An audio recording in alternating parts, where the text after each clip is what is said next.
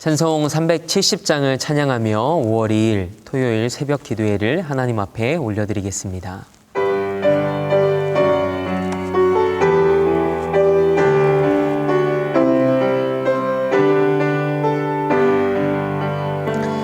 주 안에 있는 나에게 난 근심이 있으랴. 십자가 밑에 나가 내 짐을 풀었네. 주님을 찬송하면서 할렐루야 할렐루야. 내 앞길 멀고 험해도 나 주님만 따라가리.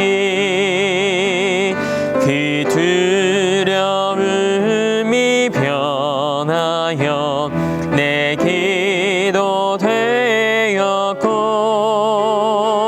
전날의 한숨 변하여 내 노래 되었네. 주님을 찬송하면서 할렐루야 할렐루야. 내 앞길 멀고 험해도 나 주님만 따라가리. 내 주는 자비하셔서 늘 함께 계시고, 내 궁핍 밤을 하시고 늘 채워주시네. 주님을 찬송하면서 할렐루야 할렐루야. 내 앞길 멀고 험해도 나 주님만 따라가리.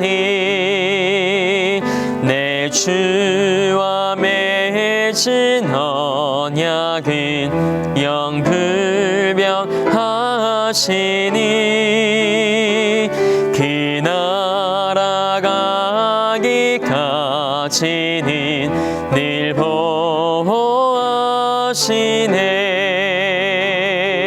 주님을 찬송하면서 할렐루야 할렐루야. 내 앞길 멀고 험해도 나 주님만 따라가리. 아멘. 우리 사도신경으로 우리의 신앙을 고백하겠습니다.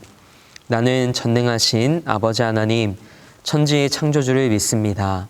나는 그의 유일하신 아들 우리 주 예수 그리스도를 믿습니다. 그는 성령으로 잉태되어 동정녀 마리에게서 나시고 본디오 빌라도에게 고난을 받아 십자가에 못 박혀 죽으시고 장사된 지 사흘 만에 죽은 자 가운데서 다시 살아나셨으며 하늘에 오르시어 전능하신 아버지 하나님 우편에 앉아 계시다가 거기로부터 살아있는 자와 죽은 자를 심판하러 오십니다. 나는 성령을 믿으며 거룩한 공교회와 성도의 교제와 죄를 용서받는 것과 몸의 부활과 영생을 믿습니다. 아멘. 우리 찬송 29장을 한 장 더 우리 박수하시며 하나님 앞에 영광 올려드립니다.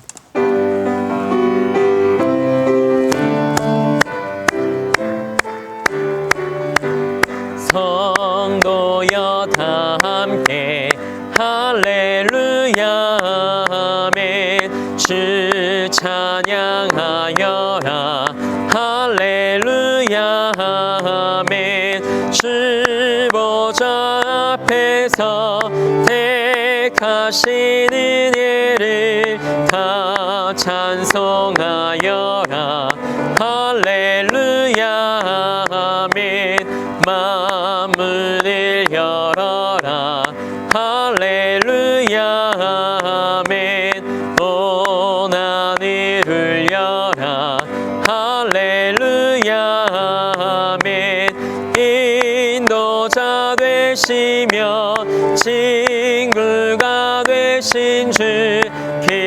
주의 사랑 끝없다. 할렐루야 아멘. 주 찬양하여라. 할렐루야 아멘. 찬양이 끝없다. 할렐루야 아멘. 거룩한 집에서 주인총 기리며 늘 찬송 부르자. 할렐루야 아멘.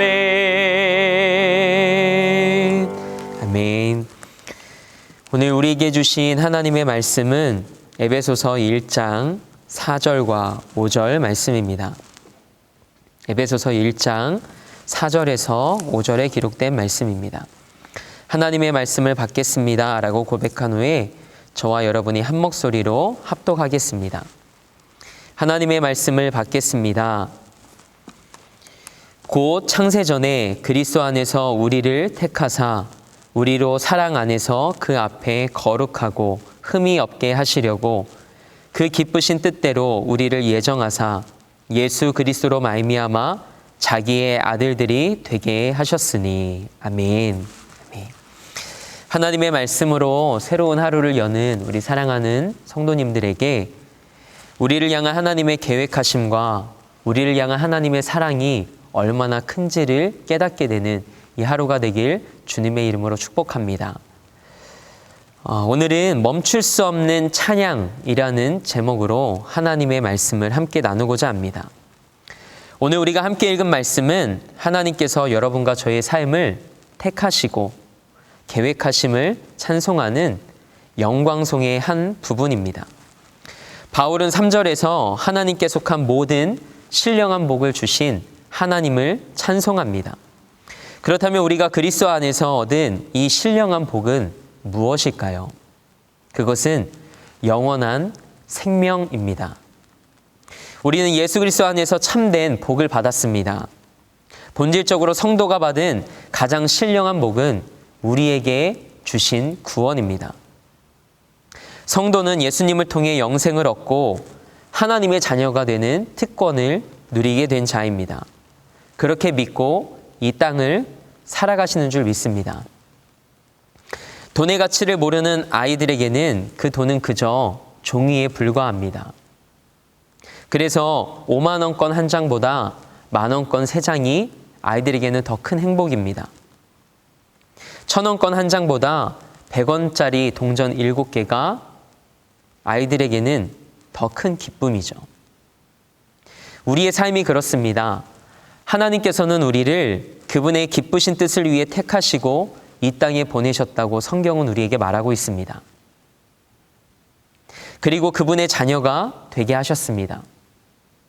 백지수표를 가지고 사는 인생과 같죠. 그런데 그 백지수표의 가치를 전혀 모르고 사니 이렇게 사는 사람이 부럽고 저렇게 사는 사람이 부러운 겁니다. 믿음의 길을 걸어간다는 것은 가치를 알아가는 삶입니다. 내가 어떤 존재이고 하나님께서 내게 주신 구원이 어떤 가치인지를 알아가는 삶입니다. 그걸 모르고 살면 그 놀라운 가치를 누리며 살아가지 못합니다. 그래서 하나님께서 우리를 택하시고 자녀 삼으신 것의 의미를 바로 아는 것은 정말 중요합니다. 하나님께서 우리에게 원하시는 삶은 하나님의 자녀다운 삶입니다. 우리가 살아가는 날 동안 하나님의 자녀다움을 잃지 않고 살아가기를 원하십니다. 그래서 하나님은 그분의 사랑 안에서 우리가 거룩하고 흠이 없는 자녀로 살아갈 것을 바라십니다. 그러나 우리는 살아가면서 번영을 원합니다. 조금 더 소유하기를 원하고 조금 더 안정감을 누리고 싶어 합니다. 하나님께서 원하시는 삶의 방향과 목적에서 조금은 벗어난 것이죠. 종교는 신의 이름으로 번영을 추구합니다. 내가 원하는 것을 얻고자 하는 것이 종교적인 삶의 특징입니다. 그러나 하나님의 사람들은 다른 것을 추구합니다. 번영이 아닌 하나님 그분을 추구합니다. 바울이 그랬습니다. 그는 예수님을 만나고 인생의 가치관과 삶이 송두리째 변했습니다. 그동안 빗나간 열심으로 예수 믿는 자들을 바울은 핍박했습니다. 그러나 부활하신 예수님을 만난 바울은 완전히 달라진 삶을 삽니다. 마치 예수에 미친 삶을 살아갑니다. 왜 그랬을까요? 예수님과의 만남을 통해 구원의 참 가치를 발견했기 때문입니다. 진짜를 발견하니 그동안 가치 있게 여겼던 것들이 가치 없음을 깨닫게 된 것이죠. 그러니 주저함 없이 귀하게 여기던 것들을 다 내버리고 예수님을 쫓는 인생을 살아간 것입니다. 우리의 삶도 마찬가지입니다. 하나님께서 창세전에 우리를 택하시고 또 우리를 계획하셨습니다. 그분의 기쁘신 뜻을 우리 안에 두셨다라고 성경은 이야기합니다. 그리고 하나님의 자녀로 삼아주셨습니다. 그 사실이 여러분 얼마나 감격스럽습니까? 거기에 더해 십자가의 은혜를 거저 주셨습니다. 나의 어떠함 때문에 허락하신 것이 아닙니다. 그러니 우리가 하나님께 드릴 수 있는 것은 찬송밖에 없습니다. 그래서 바울은 큰 소리로 고백합니다. 3절 첫머리에 기록된 말씀입니다. 찬송하리로다. 아멘. 바울은 하나님이 이 모든 것을 태초부터 계획하셨음을 강조합니다. 우리 함께 읽은 본문 4절의 말씀을 다시 한번 읽어보겠습니다. 함께 읽겠습니다. 곧 창세전에 그리스도 안에서 우리를 택하사 우리로 사랑 안에서 그 앞에 거룩하고 흠이 없게 하시려고. 아멘. 여러분과 저는 태초부터 하나님의 계획 속에 있었던 사람들입니다. 얼마나 감격스럽습니까? 우연히 태어난 자들이 아니라 하나님의 계획 안에 존재했다라는 겁니다. 때문에 자기 자신을 가치 없게 여기지 마십시오. 여러분은 창세전부터 하나님의 계획 안에 있었던 보배롭고 존귀한 사람들입니다. 여러분의 존재 자체가 하나님께 기쁨이라고 하나님은 우리에게 말씀하고 계십니다. 하나님은 우리에게 이 신령한 복을 주시기 위해 언제부터 우리의 삶을 계획하셨을까요? 창세전에 택하셨다고 하나님의 말씀은 기록하고 있습니다. 하늘과 땅을 지으시기 전에 우리의 삶을 계획하셨답니다. 사람을 만드신 건 하늘과 땅을 지으신 후이지만 우리를 그리고 여러분 한 사람 한 사람을 계획하신 건 창세 전이라고 말씀하십니다. 하나님의 마음과 계획 안에는 사람이 가장 먼저 창조되었다라는 것입니다. 이것이 구원의 출발점입니다. 여러분과 저는 이처럼 놀라운 존재입니다. 구원이란 그리스도 안으로 초대되는 것입니다. 쉽게 말하면 밖에 있다가 안으로 들어온 것입니다. 그리스도 밖에 있던 인생이 그리스도 안에서 모든 것이 해결된 삶입니다. 그렇다면 하나님은 왜 우리를 구원하셨을까요? 모든 신령한 복을 우리에게 주시기 위해서입니다. 그래서 하나님이 우리에게 주시고자 하신 의도와 그 내용물이 뭔가를 정확히 아는 것이 우리에게는 참 중요합니다. 구원의 본질이 뭘까요? 잘 사는 걸까요? 구원 못 받은 사람도 잘 사는 사람이 있습니다. 건강하게 사는 사람도 있습니다. 그것이 구원의 본질이 아닙니다. 그런 것은 부수적인 것입니다. 하나님은 신령한 복을 주시기 위해 우리를 구원하셨다고 말씀하셨습니다. 성경은 복에 대한 개념을 정확하게 우리에게 알려줍니다. 시편 1편은 악인의 꾀를 따르지 않는 것이 복이라고 말합니다. 죄인의 길에 서지 않는 것이 복이라고 말합니다. 오만한 자들의 자리에 앉지 않는 것이 복입니다. 오직 하나님의 말씀을 즐거워하여 주야로 그 말씀을 묵상하는 것이 복이라고 말씀합니다. 그런 의미에서 여러분은 하나님이 말씀하신 그 신령한 복을 받은 사람들이 맞습니다. 우리가 하나님을 몰라서 이렇게 사는 것이지 우리가 하나님을 바로 안다면 우리는 걱정하며 살지 않을 겁니다. 우리를 택하시고 계획하신 우리 아버지 하나님은 세상을 창조하신 분이십니다. 그리고 이 세상을 다스리시는 분이십니다. 전지하시고 전능하신 하나님이십니다. 무엇이 여러분을 두렵게 합니까? 오직 여호와 하나님만을 두려워하는 삶이 되길 주님의 이름으로 축복합니다. 그리고 4절 말씀에 하나님께서 우리에게 예수 그리스도를 허락하신 이유를 이렇게 기록하고 있습니다. 우리로 사랑 안에서 거룩하고 흠이 없게 하시려고.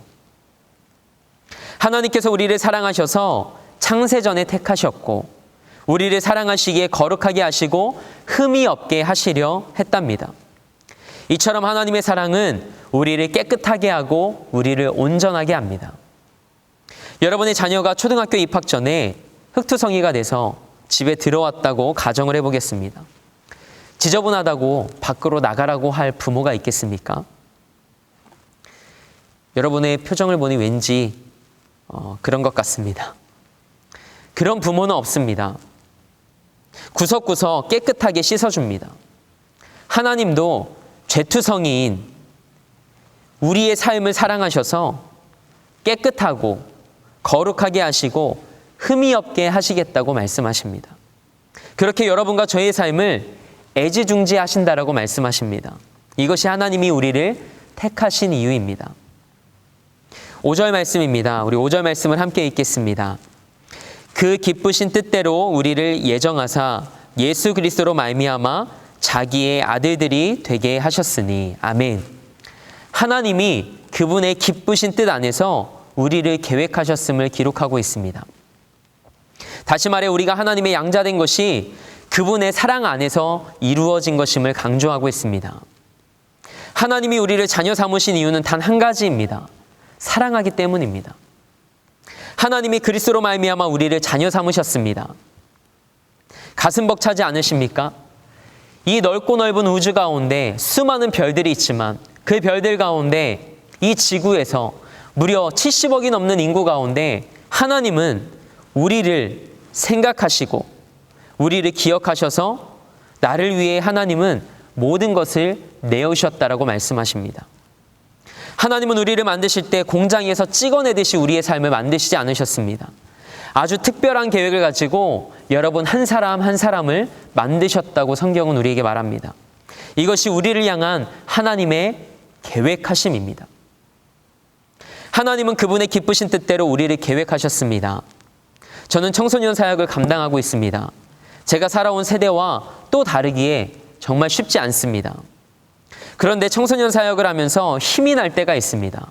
그때가 언제냐면 기도로 사역을 준비하며 우리 예수 10대들이 변화되고 하나님을 더 사랑하게 될 모습을 머릿속으로 떠올리면 그때 그렇게 힘이 납니다.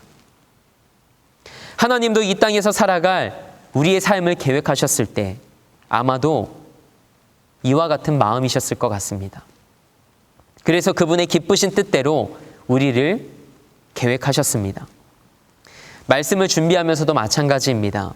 기도하고 오랜 시간 묵상하며 하나님께 주시는 마음들을 글로 담아냅니다. 생각과 글을 다듬는 과정을 계속해서 반복합니다. 그런데 말씀 앞에서 삶의 변화들을 경험하고 있는 성도님들의 모습을 보면 설교자로서의 기쁨과 감사가 있습니다. 하나님은 그리스도 안에서 하늘에 속한 모든 신령한 복을 우리에게 주셨습니다. 하나님은 우리를 그리스도 안에서 택하셨고 하나님의 뜻대로 계획하셔서 우리를 자녀 삼아 주셨습니다. 하나님은 이 놀라운 복을 우리에게 거저 주셨는데 그 이유는 우리가 하나님이 주신 은혜의 영광을 찬송하도록 하시기 위함이라고 성경은 우리에게 말합니다. 그래서 바울은 로마 감옥에 갇혔지만 그가 그곳에서 에베소 교회에 보낸 편지에는 기쁨이 가득해 보입니다. 바울은 자신의 편지를 받는 사람들에게 인사한 후에 환희에 차서 하나님을 찬송합니다. 하나님께서 그분의 계획하심에 따라 그리스도를 통해 우리를 그분의 자녀로 삼아주셨기 때문입니다. 그래서 바울은 감옥에서도 찬양을 멈출 수 없었습니다. 오늘 함께 읽지 않았지만 6절 말씀을 함께 살펴보기 원합니다. 하나님은 왜 우리에게 구원을 거저 주실까요? 인간의 선택은 이유가 있고 다 계산이 있습니다. 그러나 하나님은 그렇지 않으십니다. 예수님은 십자가에서 다 이루셨다고 말씀하셨습니다. 이제는 모든 것이 해결되었기에 더 이상 그 어떤 것도 예수님께는 필요하지 않습니다. 그래서 구원받은 자의 반응은 찬송이어야 합니다. 찬송은 하나님이 주신 것에 대한 감탄이고 감사입니다. 사랑을 하고 있는 사람에게서 나타나는 특징 중에 하나가 뭐냐면 뭘 잡고 흥얼거린다는 겁니다. 자기도 모르게 콧노래가 나오죠. 여러분과 제가 날마다 예수님의 십자가의 사랑으로 인해 콧노래를 부르며 살아가는 인생이 되길 소망합니다. 기쁨을 주체할 수 없어 찬양이 흘러넘치는 인생, 거저주신 은혜에 감격하며 찬양하는 인생이 되길 주님의 이름으로 축복합니다. 하나님은 창세전에 우리를 택하셨습니다. 우리가 하나님을 먼저 택한 것이 아니라 하나님이 우리를 먼저 택하셨습니다. 우리와 교제하시고 친밀감을 가지시기 위해 우리를 창조하시고 택하셨습니다. 그래서 우리의 목적은 하나님을 찬양하고 예배하는 것입니다. 그래서 우리가 하나님께 드릴 수 있는 것은 그 은혜의 영광을 찬송하는 것입니다. 혹시 오늘 여러분의 삶에 하나님을 높이는 찬양이 끊겼습니까? 찬양의 이유가 사라지지는 않았습니까? 창세전에 우리를 택하시고 우리를 계획하셔서 우리를 구원하신 하나님의 그 은혜와 사랑에 우리는 그분을 찬양할 수밖에 없는 인생입니다. 하나님을 찬양할 이유가 이것만으로도 충분합니다. 멈출 수 없는 찬양으로 오늘도 하나님을 높이고 그분의 사랑을 노래하는 우리 모두의 삶이 되길 주님의 이름으로 축복합니다. 함께 기도하겠습니다. 창세전부터 우리의 삶을 택하시고 계획하신 하나님을 찬양합니다.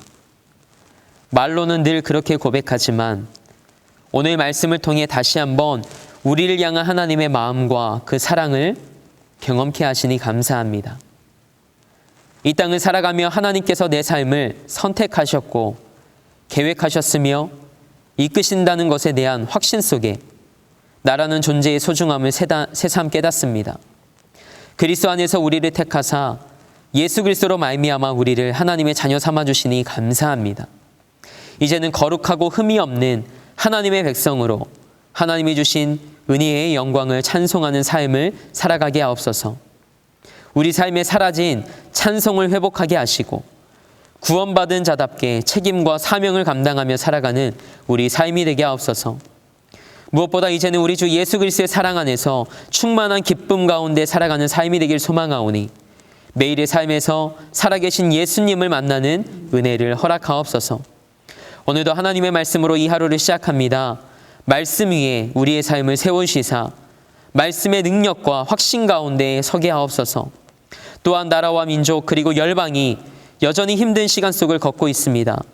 이 나라와 열방의 죄를 나의 죄로 고백하며 오늘도 우리의 삶의 자리에서 하나님의 나라가 이루어지길 기도하는 기도의 사람들로 살아내게 하옵소서. 하나님께서 행하실 일들을 기대합니다. 감사드리며 우리 삶의 목적 되시고 이유 되신 예수 그리스도의 이름으로 기도합니다. 아멘. 하늘에 계신 우리 아버지, 아버지의 이름을 거룩하게 하시며 아버지의 나라가 오게 하시며 아버지의 뜻이 하늘에서와 같이 땅에서도 이루어지게 하소서. 오늘 우리에게 일용할 양식을 주시고 우리가 우리에게 잘못한 사람을 용서하여 준 것 같이 우리 죄를 용서하여 주시고 우리를 시험에 빠지지 않게 하시고 악에서 구하소서. 나라와 권능과 영광이 영원히 아버지의 것입니다. 아멘.